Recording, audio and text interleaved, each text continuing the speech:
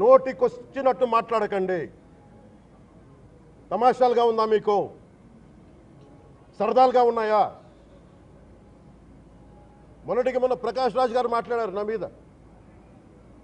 అరే నేను మాట్లాడుతుంది ఒక హిందువులు అపవిత్రం గురించి మాట్లాడుతున్నాను. ఇందులో ప్రకాష్ రాజ్ గారికి సంబంధం ఏంటి? ఇందులో నేను ఇంకొక మతాన్ని నిందించానా? ఇస్లాంని నిందించానా? క్రిస్టియానిటీని నిందించానా?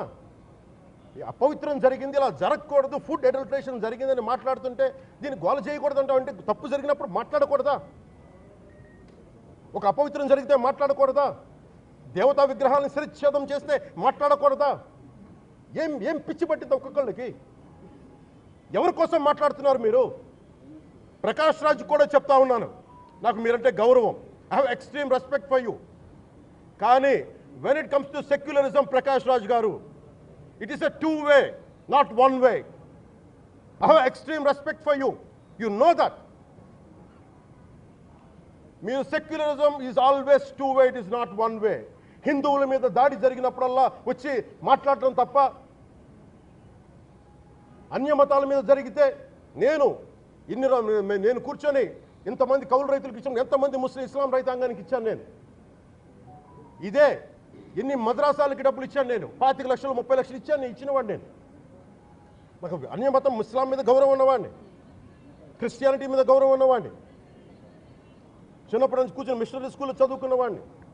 నా టీచర్ చెప్పే సూక్తి, తను తగ్గించుకున్నవాడు హెచ్చింపబడని చెప్పి బైబుల్ సూక్తిని ప్రతిసారి కోట్ చేస్తూనే ఉంటాను. ఇది నా గౌరవం, ఇది నేను చూపించే గౌరవం. మీరు మాట్లాడితే కూర్చొని నేను పాటించే ధర్మానికి అపవిత్రం జరిగినప్పుడు మాట్లాడకూడదు, మౌనంగా ఉండాలి. సెక్యులరిజంకి విఘాతం అంటే ఏంటి? సెక్యులరిజంకి విఘాతం?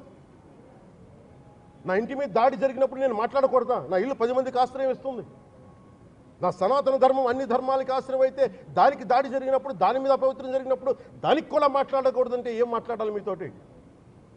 ప్రకాష్ రాజ్ గారు, you have to learn your lessons. I respect you.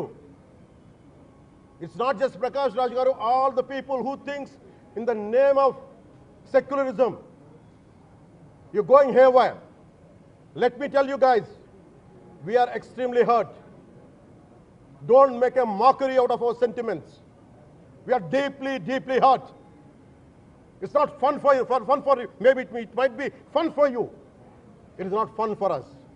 It's a deep anguish, deep pain. Don't you ever forget. Before you come and think 100 times and talk about Sanatana Dharma. Enough of this. చాలు. ఇష్టానికి మాట్లాడుతూ ఉన్నారు సనాతన ధర్మం మీద. అయ్యప్ప స్వామి మీద మాట్లాడతారు, సరస్వతి దేవి మీద మాట్లాడతారు. అల్లా మీద మీరు మాట్లాడగలరా? మొహమ్మద్ ప్రవక్త మీద మీరు మాట్లాడగలరా? జీసస్ మీద మీరు మాట్లాడగలరా? అందరూ కూర్చొని సనాతన ధర్మం మీద, వినాయకుడి మీద జోకులు వేస్తారు, దుర్గాదేవి మీద జోక్స్ వేస్తారు, సరస్వతి దేవి మీద జోక్స్ వేస్తారు. మా మనోభావాలు గాయపడవా?